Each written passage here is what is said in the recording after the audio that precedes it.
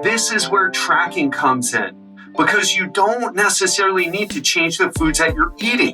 Actually, I'll be honest with you, technically you don't have to change them at all.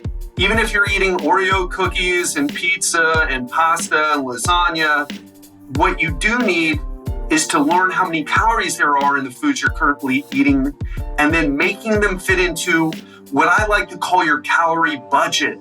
And if you do that, you lose weight.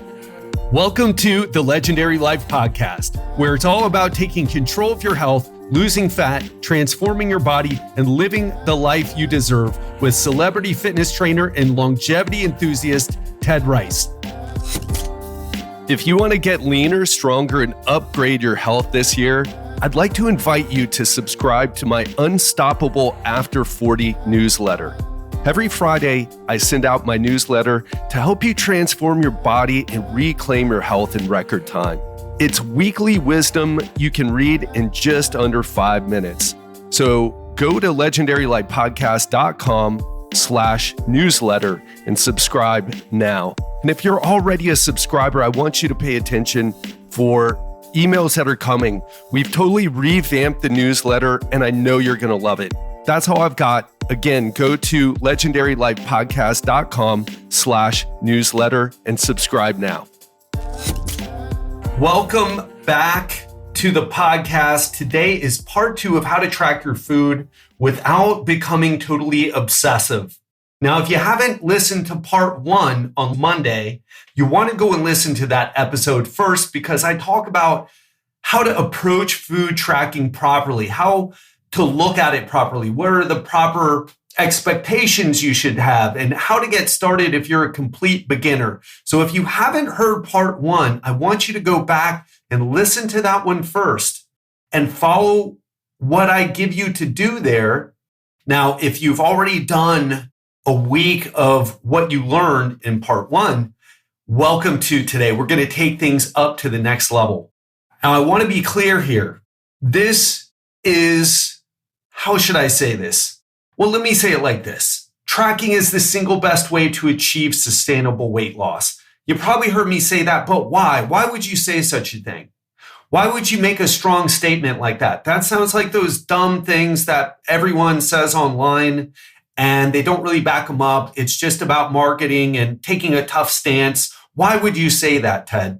And I'll be honest with you, I could quote research, as there's, I believe, 22 studies that I'm aware of that support tracking as a way to achieve weight loss. But I want to give you a different perspective on this. So I want to tell you something that I believe is more important for you. Here's the thing. Most diets have you go from what you're currently doing to something completely different. In other words, let's say you're eating a lot of carbs and you're like, oh gosh, I want to lose weight. Let me do keto. So you have a natural inclination, a natural tendencies in terms of your food choices, right? And doing keto, let's say if you like carbs, I like to eat bread, I like to eat fruit. Oh, but I got to do keto because I got to lose weight. So you drastically change what you're doing. Now, this works, but the problem is it's hard for people to stick with. And look, I want to tell you something. I'm not against doing restrictive diets for a short period of time. The problem is most people can't stick with it. And there's even research on keto. Now, if you're a person who is a keto person, welcome. This will work for you too. It doesn't matter. And that's what I love about food tracking. There is no, sugar makes you fat, or fat makes you fat, or carbs make you fat. All of that dogma, all of that really, what is it? It's like nutrition as a religion, sort of cultish behavior and beliefs. It all goes away. And what you learn is that, you don't need to be that perfect with your diet to lose weight and get very lean. And you don't need to get on that yo-yo cycle or binge restrict cycle where if you resonate with this, where you're super strict, like I used to be super strict, I would not buy fruit because fruit had sugar even though it was natural sugar and put with fiber and water, and it's actually very satiating, but still it had carbs in it, especially sugar. Sugar was a dirty word. I never bought fruit and I tried to avoid eating it. And then I would just go crazy after a while and I would have to binge on something. And if you've been down that road, this is where tracking comes in, because you don't necessarily need to change the foods that you're eating. Actually, I'll be honest with you, technically, you don't have to change them at all. Even if you're eating Oreo cookies and pizza and pasta and lasagna, what you do need is to learn how many calories there are in the foods you're currently eating and then making them fit into what I like to call your calorie budget. And if you do that, you lose weight. And I want to talk about this budget idea. You're on a budget, I'm on a budget. There's a certain amount of money I can spend in my lifestyle. And if I overdo that, then I'm going to go in debt, just like you. So I can spend money on, I can walk down the street and just throw money in the street. I could buy $20 drinks at the bar. I could invest in a Tony Robbins seminar. I could go to the movies. There are so many things that I could do. And as long as I stay within my budget, I'm not going to go in debt. And the same thing is true with your food budget or your calorie budget. You can eat a certain amount of calories from all different types of foods. And as long as you hit your calorie target, you're going to lose weight. And that's what I love about this, because there's flexibility here. And also, you get results without the craziness. Now, some people do get a little obsessive or a little crazy with tracking. In fact, there's some research that links food tracking to, how should I say it? It can be triggering to people who've had eating disorders before. So if you've had an eating disorder, and I mean a real eating disorder, not, oh, when I eat one potato chip, I have to eat the whole bag. That's a normal response to processed food or hyperpalatable food. That's not an eating disorder, okay? If you have a diagnosed eating disorder, then you want to make sure you work with a therapist.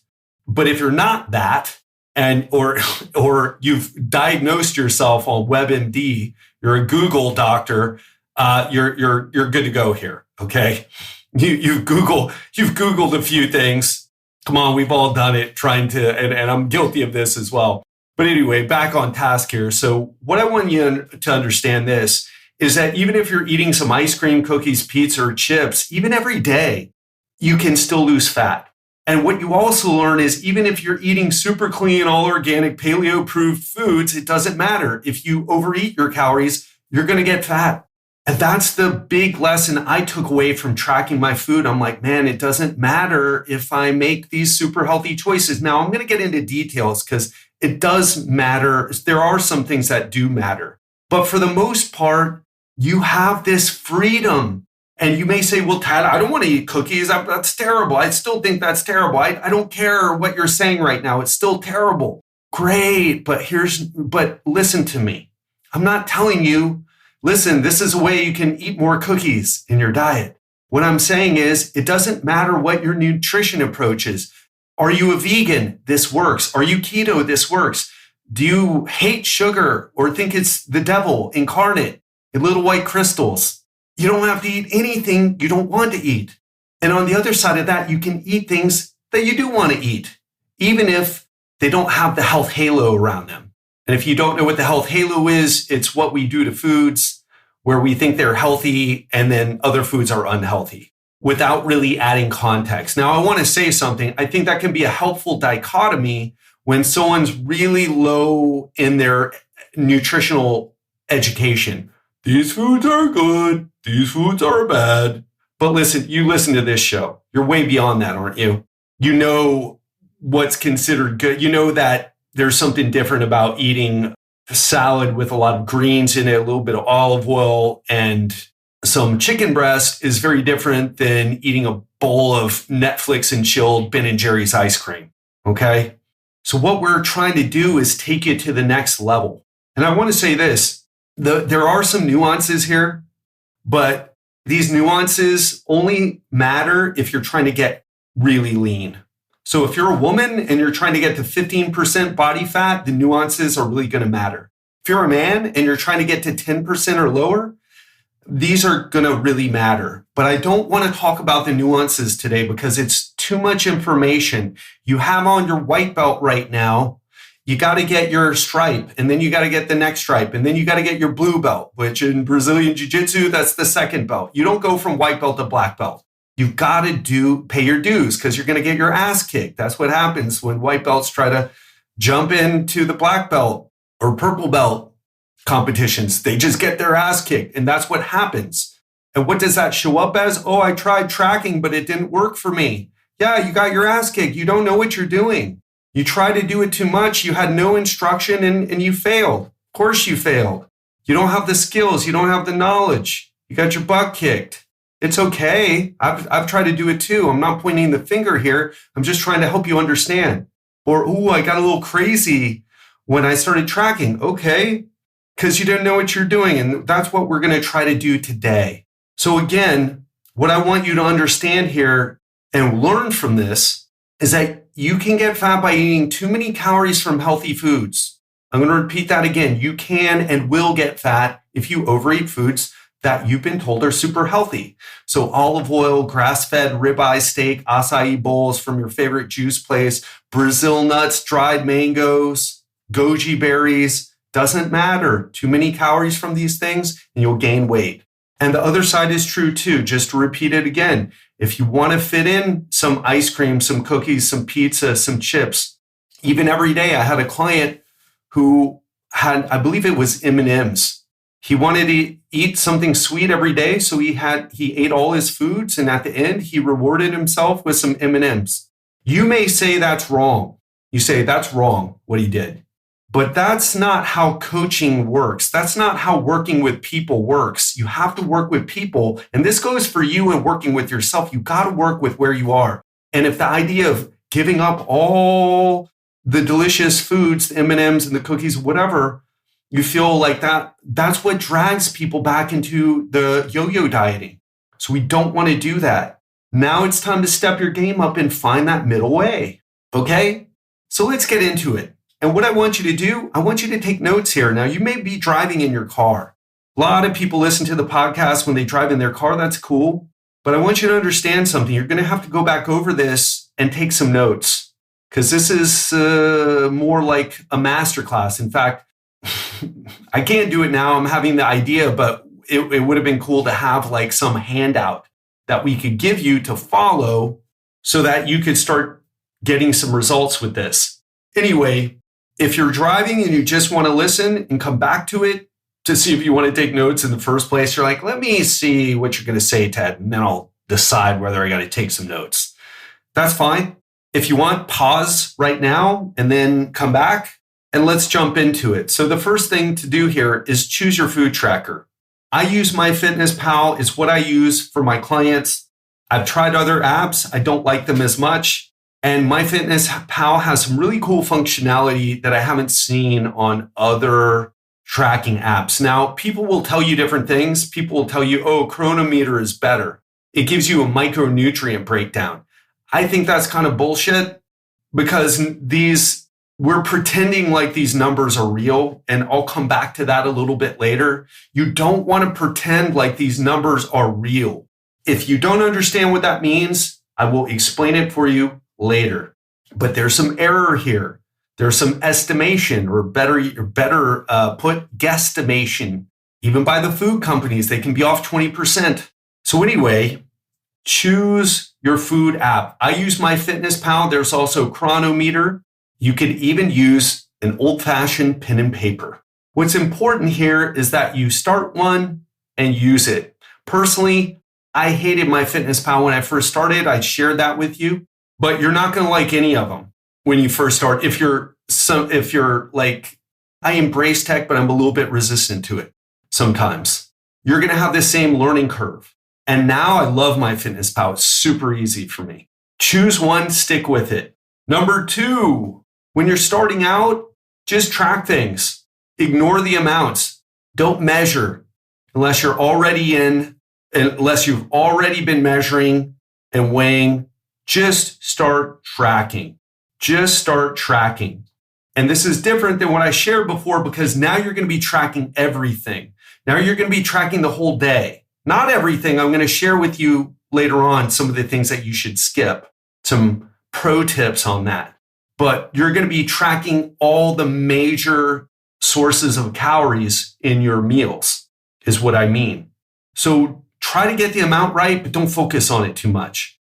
Just focus on the foods themselves and getting used to logging all the foods that you eat. Even the peanut M&Ms, even the Oreo cookies, even mom's lasagna, whatever it is. What you're trying to do here is to build up the habit of tracking regularly and also to develop awareness of their food choices. So just start out by tracking. You're going to be tracking all the days, all the foods, but don't try to get the amounts right just yet. Just track them.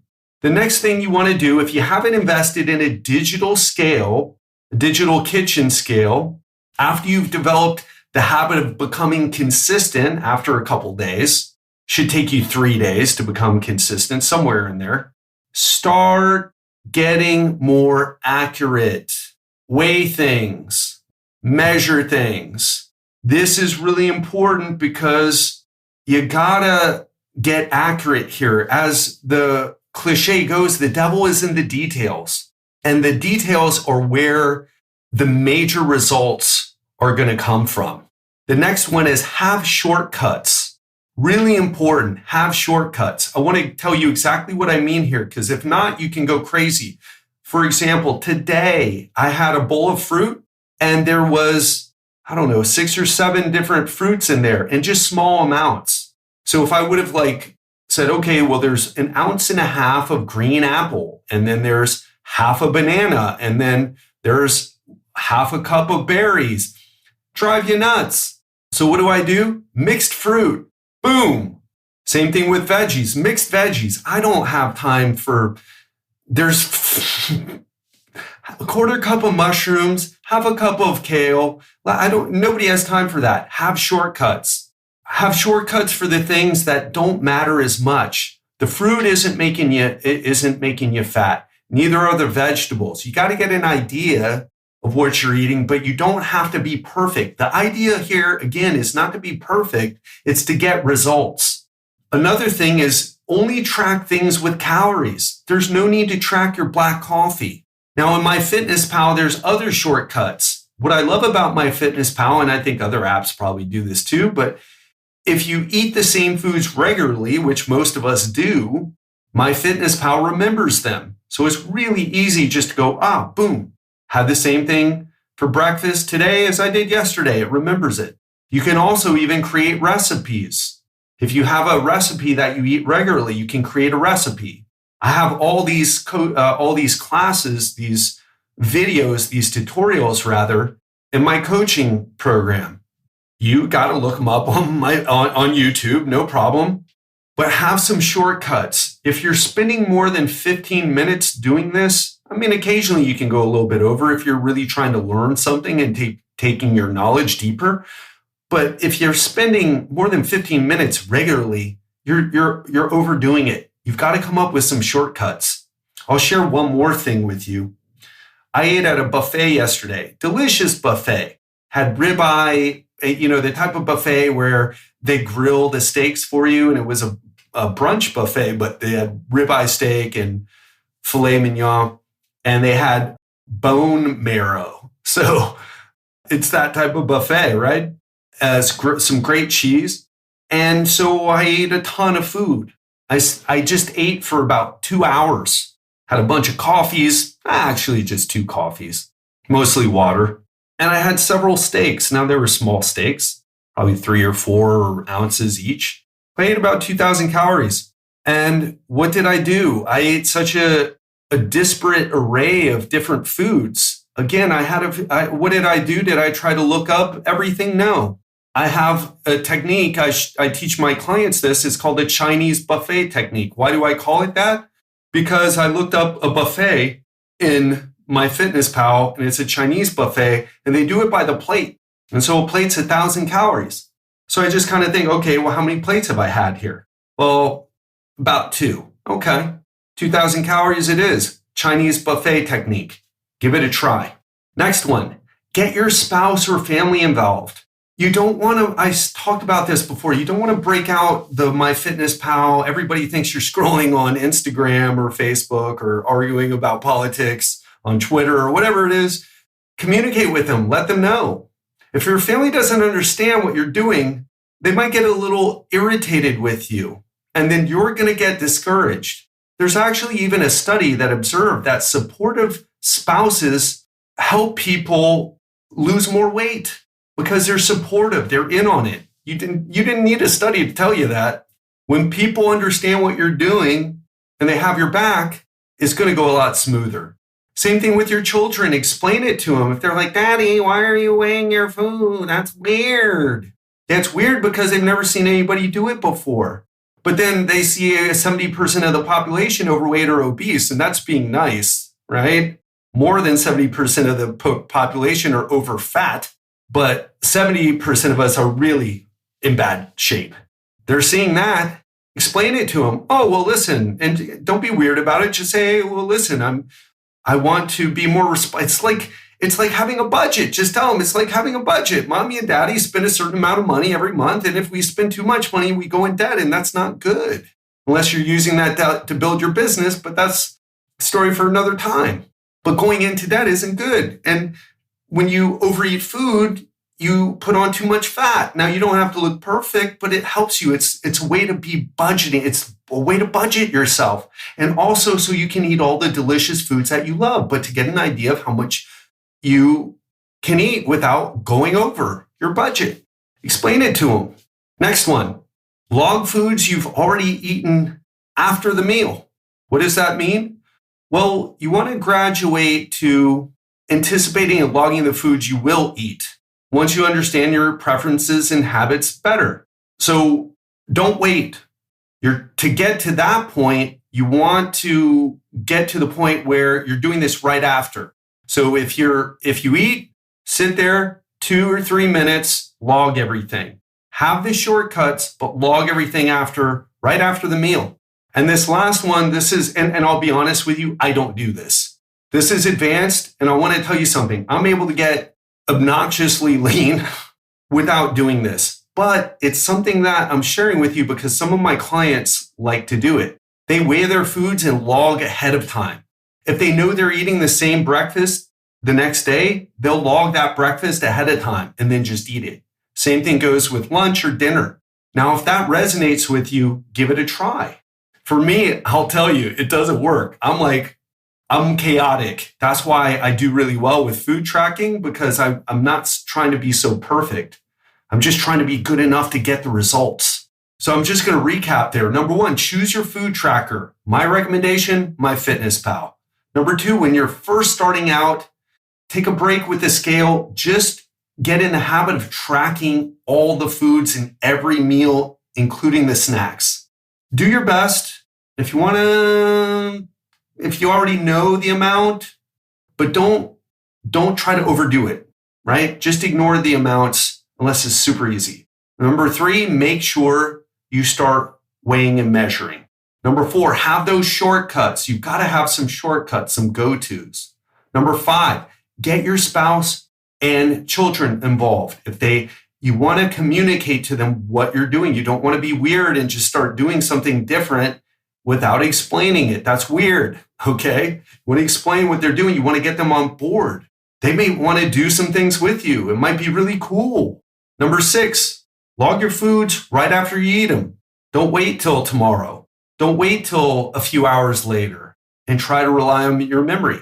Take a few minutes, even go to the bathroom, do it, sit on the toilet. I don't know. Find a way to make it happen. And then number 7, again, this is advanced and I don't even do this and I don't think you need to. I'm only sharing this because some of my clients you might find it helpful. So weigh and log ahead of time. If you know where you're going to eat, if you know what you're going to eat, why do it right after the meal when you can do it before? Now, again, I don't do it. I just log my meal right after. So there you have it, the 7 tips I have for you, but I have more because it's not just about this.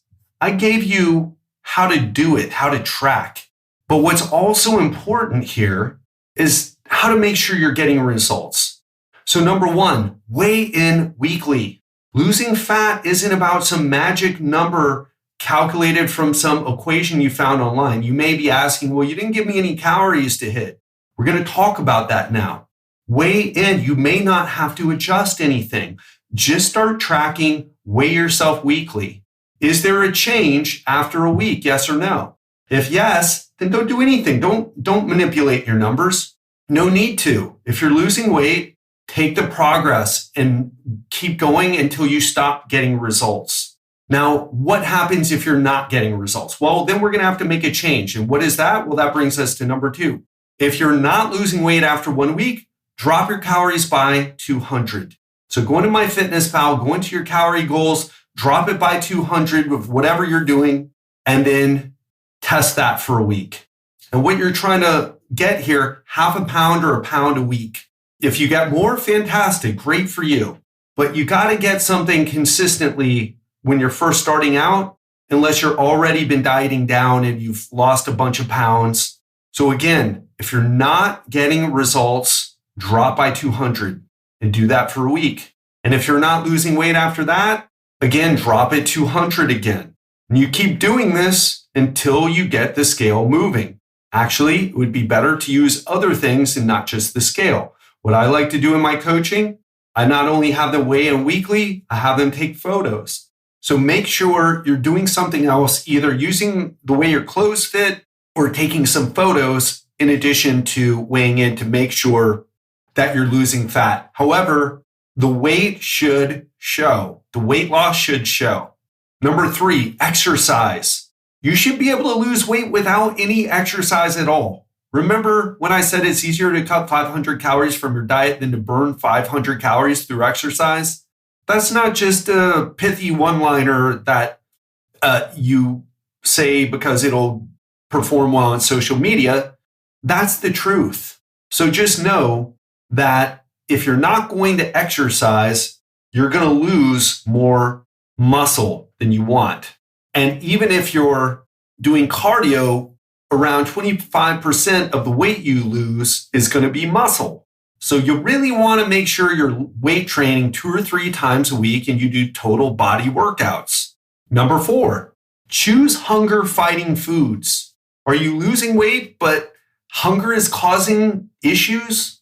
If that's the case, then we're going to need to adjust some of your food choices so that you're able to stay in the calorie deficit without turning into one of those people in a Snicker bars commercial. Here's what I want you to do. Google the satiety index, or DuckDuckGo if you're that type of person, the satiety index, and click on images. Find the version of it that's easiest for you to read and save it to your phone or desktop or both. And start looking at your meals. Review your breakfast, your lunch, your dinner, your snacks, and see how many of the foods from the satiety index are on your meals. Then now the satiety index doesn't have every food on there, but it has a bunch of them.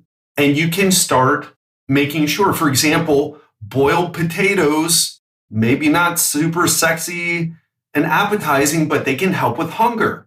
And if you're willing to have some boiled potatoes with dinner, you might be able to squeeze in something hyper palatable that usually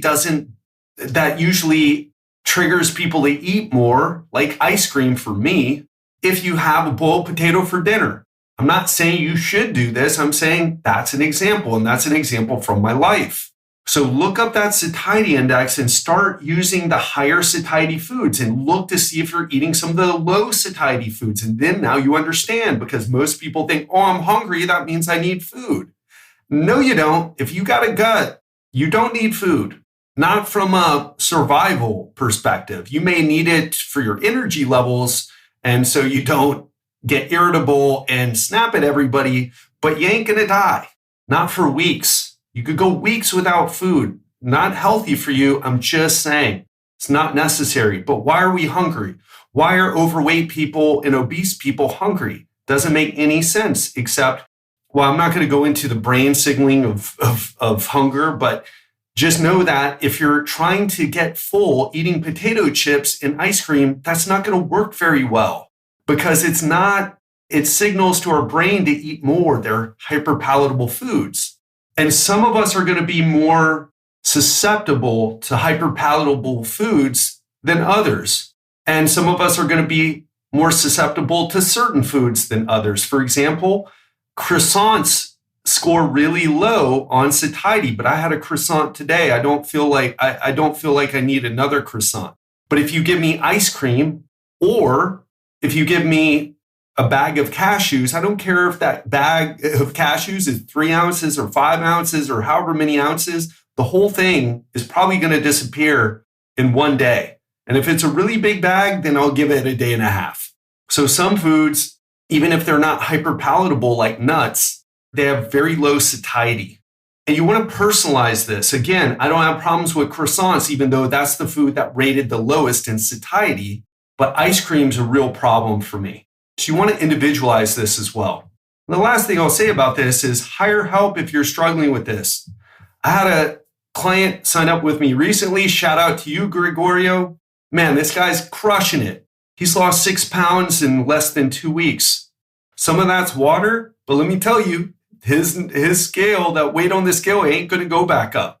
He's going to be such a rock star. He's super fired up too. Oh, this guy's going to make such an impressive transformation. But here's the thing. When he first came to me, he was tracking, he lost 60 pounds on his own, I believe it was. And to take things to the next level, he started tracking. And when he started tracking, he actually gained 7 or 8 pounds from tracking. So if you're struggling with this, if you started tracking and you gained weight, if you went through all these things and said, oh, Ted doesn't know what he's talking about, I tried what he said and it didn't work. I get results with everybody. You just probably need some more specialized help. Kind of like with me with business. This stuff is really easy to me. I've been doing it for 23 years, almost 23 years.